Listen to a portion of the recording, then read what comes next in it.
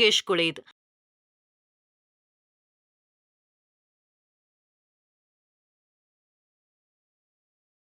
ಅನೇಕ ಇಂಗಾಲದ ಸಂಯುಕ್ತಗಳು ನಮಗೆ ಅತ್ಯಮೂಲ್ಯವಾಗಿದೆ. ಆದ್ರೆ ಇಲ್ಲಿ ನಾವು ಅಧ್ಯಯನ ಮಾಡ್ತೇವೆ ಎಥೆನಾಲ್ ಮತ್ತು ಎಥನೋಯಿಕ್ ಆಮ್ಲ. ಎರಡು ಅಗತ್ಯ ಇಂಗಾಲದ ಸಂಯುಕ್ತಗಳಾಗಿವೆ. ಹೊಸದನ್ನ ಪ್ರಾರಂಭಿಸುವ ಮೊದಲು ನಾವು ಕೊನೆಯದನ್ನ ಪುನರಾವರ್ತಿಸಬೇಕಾಗಿದೆ. ಸಾಮಾನ್ಯ ಆಣ್ವಿಕ ಸೂತ್ರದ ಮೂಲಕ ಪರಸ್ಪರ ಸಂಬಂಧಿಸಿರುವ ಸಾವಯವ ಸಂಯುಕ್ತಗಳ ಗುಂಪು ಅಥವಾ ವರ್ಗವು ಏಕರೂಪದ ಸರಣಿಯನ್ನ ರೂಪಿಸುತ್ತೆ. ಯಾವುದೇ ಸಾವಯವ ಸಂಯುಕ್ತದ ಐಯುಪಿಎಸಿ ಹೆಸರು 3 ಭಾಗಗಳನ್ನ ಒಳಗೊಂಡಿದೆ.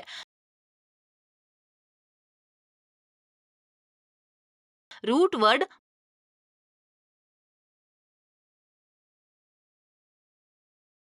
ಪೂರ್ವ ಪ್ರತ್ಯಯ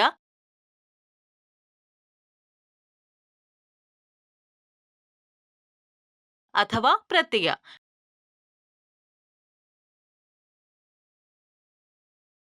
ಕ್ರಿಯಾತ್ಮಕ ಗುಂಪನ್ನ ಪರಮಾಣು ಅಥವಾ ಪರಮಾಣುವಿನ ಗುಂಪು ಅಥವಾ ಸಂಯುಕ್ತಗಳ ವಿಶಿಷ್ಟ ಗುಣಲಕ್ಷಣಗಳಿಗೆ ಕಾರಣವಾದ ಪ್ರತಿಕ್ರಿಯಾತ್ಮಕ ಭಾಗ ಎಂದು ವ್ಯಾಖ್ಯಾನಿಸಬಹುದು.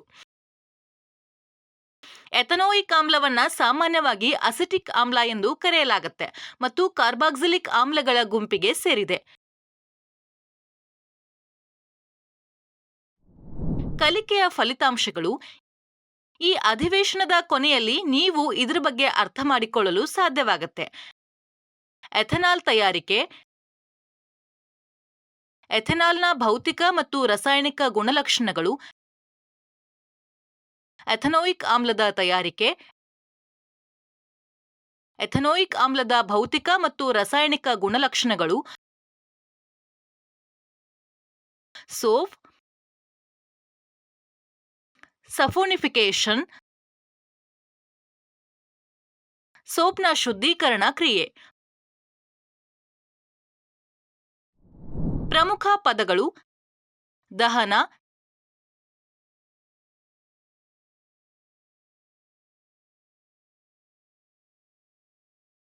ಸೇರ್ಪಡೆ ಪ್ರತಿಕ್ರಿಯೆ,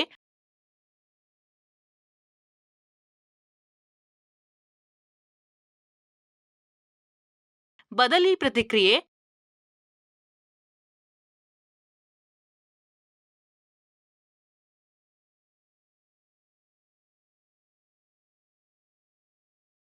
ಎಥೆನಾಲ್,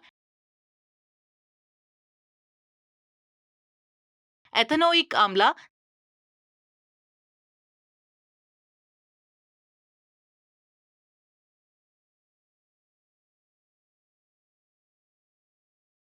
ಸಫೋನಿಫಿಕೇಶನ್, ಮೈಕೆಲ್.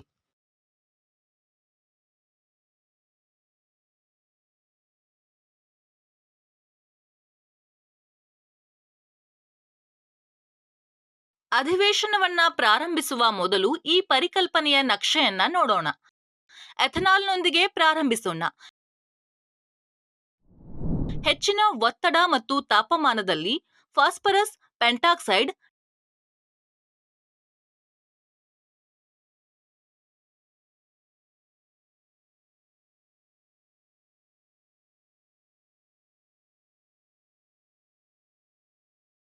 ಟಂಗಸ್ಟನ್ ಆಕ್ಸೈಡ್ನಂತಹ ವೇಗವರ್ಧಕಗಳ ಉಪಸ್ಥಿತಿಯಲ್ಲಿ ನೀರಿನ ಆವಿಯನ್ನ ಸೇರಿಸುವ ಮೂಲಕ ಈಥೇನ್ನಿಂದ ದೊಡ್ಡ ಪ್ರಮಾಣದಲ್ಲಿ ಎಥೆನಾಲ್ ಅನ್ನ ತಯಾರಿಸಲಾಗುತ್ತೆ.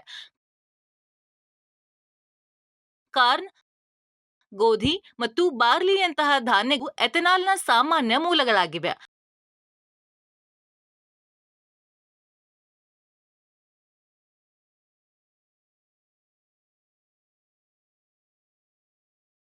ಆದ್ರಿಂದ ಇದನ್ನ ಧಾನ್ಯ ಆಲ್ಕೋಹಾಲ್ ಎಂದು ಕರೆಯಲಾಗುತ್ತೆ.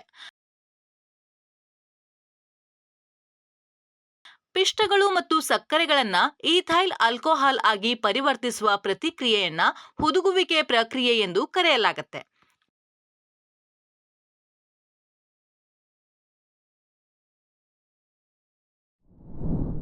ಎಥೆನಾಲ್ ಬಣ್ಣರಹಿತ ದ್ರವವಾಗಿದ್ದು ಆಹ್ಲಾದಕರ ವಾಸನೆ ಮತ್ತು ಸುಡುವ ರುಚಿಯನ್ನ ಹೊಂದಿರುತ್ತೆ.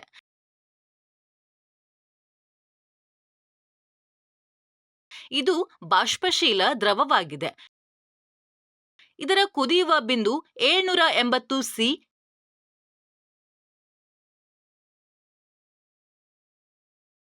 ಇದು ಅದರ ಅನುಗುಣವಾದ ಆಲ್ಕೇನ್ಗಿಂತ ಹೆಚ್ಚಿನದಾಗಿದೆ, ಅಂದ್ರೆ ಈಥೇನ್.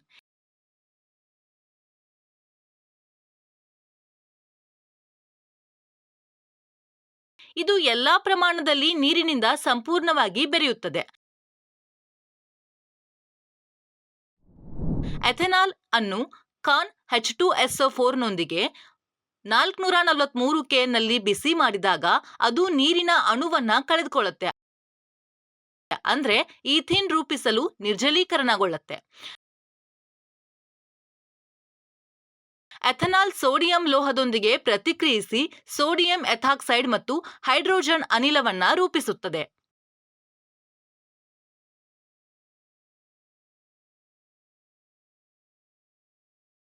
ಎಥೆನಾಲ್ ಅನ್ನು ಕ್ಷಾರೀಯ ಪೊಟ್ಯಾಷಿಯಂ ಪರ್ಮಾಂಗನೇಟ್ ಅಥವಾ ಆಮ್ಲೀಕೃತ ಪೊಟ್ಯಾಷಿಯಂ ಡೈಕ್ರೋಮೇಟ್ನೊಂದಿಗೆ ಎಥೆನೋಯಿಕ್ ಆಮ್ಲಕ್ಕೆ ಆಕ್ಸಿಡೀಕರಿಸಲಾಗುತ್ತೆ.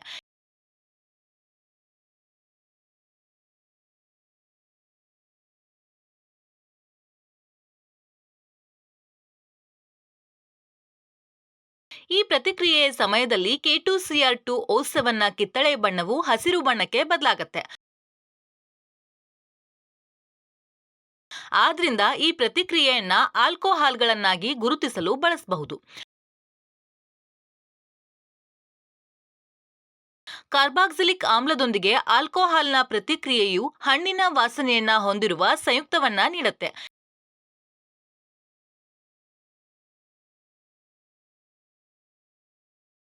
ಈ ಸಂಯುಕ್ತವನ್ನ ಏಸ್ಟರ್ ಎಂದು ಕರೆಯಲಾಗುತ್ತೆ ಮತ್ತು ಪ್ರತಿಕ್ರಿಯೆಯನ್ನ ಎಸ್ಟರಿಫಿಕೇಶನ್ ಎಂದು ಕರೆಯಲಾಗುತ್ತೆ. ಎಥೆನಾಲ್ ಕಾನ್ಸಿಯ ಉಪಸ್ಥಿತಿಯಲ್ಲಿ ಎಥೆನೋಯಿಕ್ ಆಮ್ಲದೊಂದಿಗೆ ಪ್ರತಿಕ್ರಿಯಿಸುತ್ತೆ.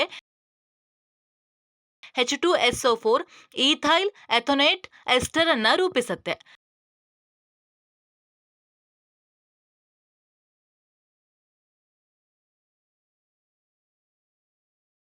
ಎಥೆನಾಲ್ನ ಆವಿಯನ್ನ ಬಿಸಿಯಾದ ತಾಮ್ರದ ಮೇಲೆ ಹಾಯಿಸಿದಾಗ 573 ನಲ್ಲಿ ವೇಗವರ್ಧಕವಾಗಿ ಬಳಸಿದಾಗ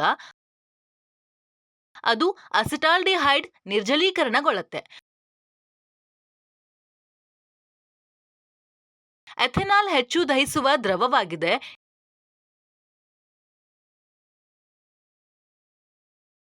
ಇದು ಇಂಗಾಲದ ಡೈಆಕ್ಸೈಡ್ ಮತ್ತು ನೀರನ್ನ ರೂಪಿಸಲು ಆಮ್ಲಜನಕದೊಂದಿಗೆ ಉರಿಯುತ್ತದೆ. ಎಥೆನೋಯಿಕ್ ಆಮ್ಲ ಮತ್ತು ಅಸಿಟಿಕ್ ಆಮ್ಲವು ಕಾರ್ಬಾಕ್ಸಿಲಿಕ್ ಆಸಿಡ್ ಕುಟುಂಬದ ಪ್ರಮುಖ ಸದಸ್ಯರಲ್ಲಿ ಒಂದಾಗಿದೆ.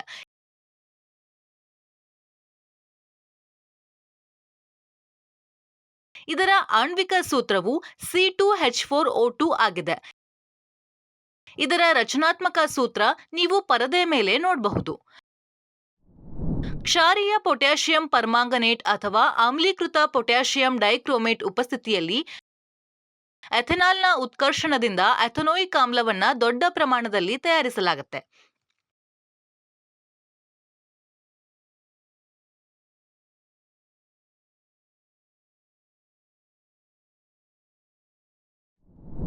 ಎಥೆನೋಯಿಕ್ ಆಮ್ಲವು ಅಹಿತಕರ ವಾಸನೆಯನ್ನ ಹೊಂದಿರುವ ಬಣ್ಣರಹಿತ ದ್ರವವಾಗಿದೆ.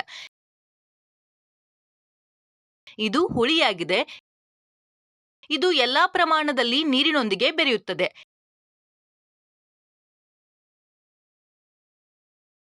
ಇದರ ಕುದಿಯುವ ಬಿಂದು ಅನುಗುಣವಾದ ಆಲ್ಕೋಹಾಲ್ಗಳು, ಆಲ್ಡಿಹೈಡ್ಗಳು ಮತ್ತು ಕೀಟೋನ್ಗಳಿಗಿಂತ ಹೆಚ್ಚಾಗಿರುತ್ತೆ.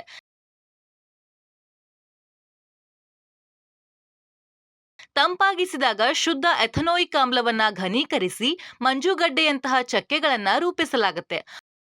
ಅವು ಹಿಮನದಿಗಳಂತೆ ಕಾಣುತ್ತವೆ, ಆದ್ರಿಂದ ಇದನ್ನ ಗ್ಲೇಷಿಯಲ್ ಅಸಿಟಿಕ್ ಆಮ್ಲ ಎಂದು ಕರೆಯಲಾಗುತ್ತೆ.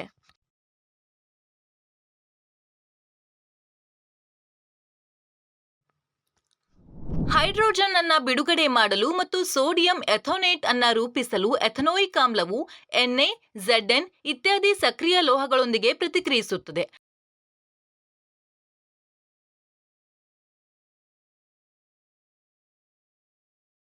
ಎಥನೋಯಿಕ್ ಆಮ್ಲವು ಸೋಡಿಯಂ ಕಾರ್ಬೋನೇಟ್ ಮತ್ತು ಸೋಡಿಯಂ ಬೈಕಾರ್ಬೋನೇಟ್ನೊಂದಿಗೆ ಪ್ರತಿಕ್ರಿಯಿಸುತ್ತೆ.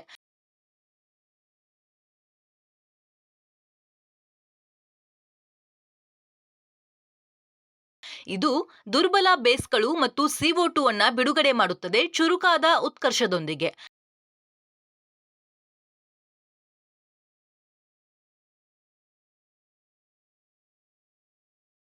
ಎಥನೋಯಿಕ್ ಆಮ್ಲವು ಸೋಡಿಯಂ ಹೈಡ್ರಾಕ್ಸೈಡ್ನೊಂದಿಗೆ ಪ್ರತಿಕ್ರಿಯಿಸಿ ಸೋಡಿಯಂ ಎಥೋನೇಟ್ ಮತ್ತು ನೀರನ್ನ ರೂಪಿಸುತ್ತೆ.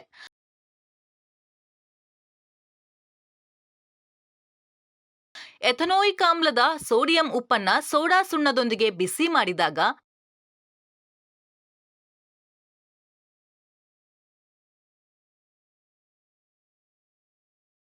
ಮೀಥೇನ್ ಅನಿಲವು ರೂಪುಗೊಳ್ಳುತ್ತೆ.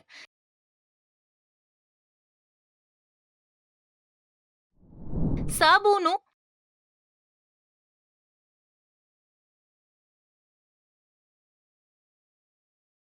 Palmitic acid, stearic acid, oleic acid ಮುಂತಾದ ಹೆಚ್ಚಿನ ಕೊಬ್ಬಿನಾಮ್ಲದ ಸೋಡಿಯಂ ಅಥವಾ ಪೊಟ್ಯಾಷಿಯಂ ಉಪ್ಪು. ಸೋಪ್ಗೆ 2 ಪ್ರಮುಖ ಕಚ್ಚಾ ವಸ್ತುಗಳ ಅಗತ್ಯವಿದೆ: ಕೊಬ್ಬು ಮತ್ತು ಕ್ಷಾರ. ಸಾಬೂನಿನ ತಯಾರಿಕೆಯಲ್ಲಿ ಸಾಮಾನ್ಯವಾಗಿ ಬಳಸುವ ಕ್ಷಾರವೆಂದರೆ ಸೋಡಿಯಂ ಹೈಡ್ರಾಕ್ಸೈಡ್ ಮತ್ತು ಪೊಟ್ಯಾಷಿಯಂ ಹೈಡ್ರಾಕ್ಸೈಡ್.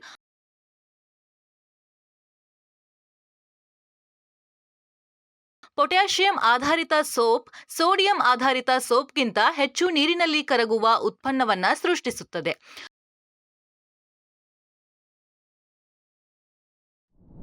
ಕೊಬ್ಬುಗಳನ್ನ ಸೋಡಿಯಂ ಹೈಡ್ರಾಕ್ಸೈಡ್ನೊಂದಿಗೆ ಸಂಸ್ಕರಿಸಿದಾಗ ಸೋಡಿಯಂ ಲವಣಗಳು, ಕೊಬ್ಬಿನಾಮ್ಲಗಳು ಮತ್ತು ಗ್ಲಿಸರಾಲ್ ರಚನೆಯಾಗುತ್ತೆ.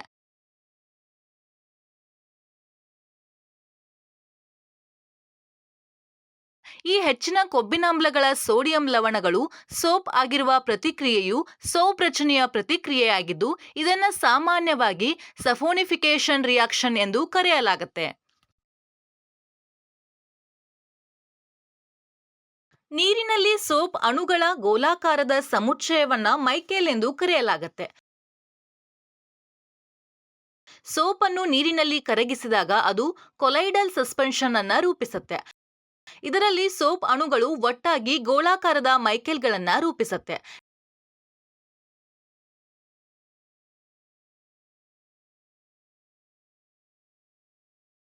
ನಾವು ಸೋಪ್ ದ್ರಾವಣದಲ್ಲಿ ಕೊಳಕು ಬಟ್ಟೆಯನ್ನ ಹಾಕುತ್ತೇವೆ ಎಂದು ಭಾವಿಸೋಣ. ಕೊಳಕು ಮುಖ್ಯವಾಗಿ ಜಿಡ್ಡಿನ ವಸ್ತುವಾಗಿದೆ. ಸೋಪ್ ಅಣುವು ನೀರಿನೊಂದಿಗೆ ವಿಭಿನ್ನವಾಗಿ ಸಂವಹನ ಮಾಡುವ 2 ರಾಸಾಯನಿಕ ವಿಭಿನ್ನ ಭಾಗಗಳನ್ನ ಹೊಂದಿರುತ್ತೆ. ಇದು ಒಂದು ಧ್ರುವೀಯ ತುದಿಯನ್ನ ಹೊಂದಿದೆ. ಇದು ಕಾರ್ಬಾಕ್ಸಿಲೇಟ್ ಗುಂಪಿನೊಂದಿಗೆ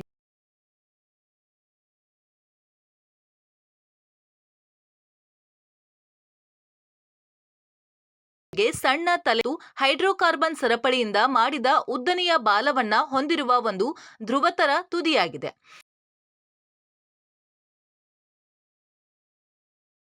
ಧ್ರುವೀಯ ತುದಿಯು ಪ್ರಕೃತಿಯಲ್ಲಿ ಹೈಡ್ರೋಫಿಲಿಕ್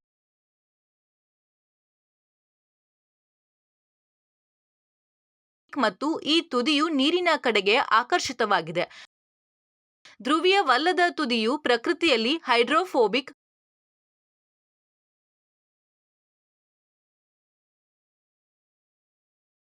ಮತ್ತು ಬಟ್ಟೆಯ ಮೇಲೆ ಕೊಳಕು ಅಥವಾ ಎಣ್ಣೆಯ ಕಡೆಗೆ ಆಕರ್ಷಿತವಾಗುತ್ತದೆ, ಆದರೆ ನೀರಿನ ಕಡೆಗೆ ಆಕರ್ಷಿತವಾಗುವುದಿಲ್ಲ. ಹೀಗಾಗಿ ಸೋಪ್ ಅಣುವಿನ ಹೈಡ್ರೋಫೋಬಿಕ್ ಭಾಗವು ಕೊಳೆಯನ್ನ ಹಿಡಿದಿಟ್ಟುಕೊಳ್ಳುತ್ತದೆ ಮತ್ತು ಹೈಡ್ರೋಫಿಲಿಕ್ ಭಾಗವು ಸಂಪೂರ್ಣ ಅಣುವನ್ನ ನೀರಿನಲ್ಲಿ ಕರಗುವಂತೆ ಮಾಡುತ್ತೆ. ಡಿಟರ್ಜೆಂಟ್ ಅನ್ನ ನೀರಿನಲ್ಲಿ ಕರಗಿಸಿದಾಗ ಅಣುಗಳು ಮೈಸೆಲ್ಸ್ ಎಂದು ಕರೆಯಲ್ಪಡುವ ಸಮೂಹಗಳಾಗಿ ಒಟ್ಟಿಗೆ ಸೇರಿಕೊಳ್ಳುತ್ತವೆ. ಅವುಗಳ ಉದ್ದನೆಯ ಹೈಡ್ರೋಕಾರ್ಬನ್ ಸರಪಳಿಗಳು ತೈಲ ಮತ್ತು ಕೊಳಕುಗಳಿಗೆ ತಮ್ಮನ್ನ ಜೋಡಿಸುತ್ತವೆ. ಕೊಳಕು ಹೀಗೆ ಸೋಪ್ ಅಣುಗಳ ಧ್ರುವೀಯವಲ್ಲದ ತುದಿಯಿಂದ ಸುತ್ತುವರಿದಿದೆ. ಸೋಪ್ ಅಣುಗಳ ಚಾರ್ಜ್ ಕಾರ್ಬಾಕ್ಸಿಲೇಟ್ ಅಂತ್ಯವು ಮೈಕೆಲ್ಗಳನ್ನ ನೀರಿನಲ್ಲಿ ಕರಗುವಂತೆ ಮಾಡುತ್ತೆ. ಹೀಗಾಗಿ ಕೊಳಕು ಸೋಪ್ನಿಂದ ತೊಳೆಯಲ್ಪಡುತ್ತದೆ.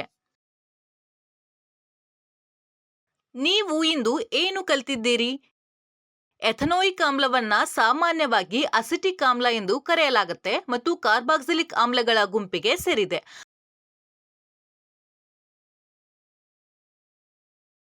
ಅಸಿಟಿಕ್ ಆಮ್ಲವು ಅನೇಕ ಹಣ್ಣುಗಳಲ್ಲಿ ಇರುತ್ತದೆ ಮತ್ತು ಇದು ಆ ಹಣ್ಣುಗಳಿಗೆ ಹುಳಿ ರುಚಿಯನ್ನ ನೀಡುತ್ತೆ. ಎಥೆನಾಲ್ ಅಥವಾ ಈಥೈಲ್ ಆಲ್ಕೋಹಾಲ್ ಮತ್ತು ಸರಳವಾಗಿ ಆಲ್ಕೋಹಾಲ್ ಕುಟುಂಬದ ಪ್ರಮುಖ ಸದಸ್ಯರಲ್ಲಿ ಒಂದಾಗಿದೆ. ಸರಳ ಅಣುಗಳ ರಚನೆಗೆ ಕಾರಣವಾಗುವ ಕಿಣ್ವಗಳ ಕ್ರಿಯೆಯಿಂದ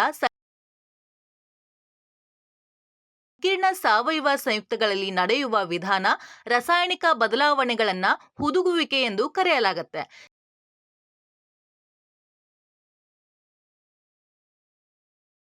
ಸಾಬೂನುಗಳು ಕೆಲವು ದೀರ್ಘ ಸರಪಳಿ ಕಾರ್ಬಾಕ್ಸಿಲಿಕ್ ಆಮ್ಲಗಳ ಸೋಡಿಯಂ ಅಥವಾ ಪೊಟ್ಯಾಷಿಯಂ ಲವಣಗಳಾಗಿವೆ.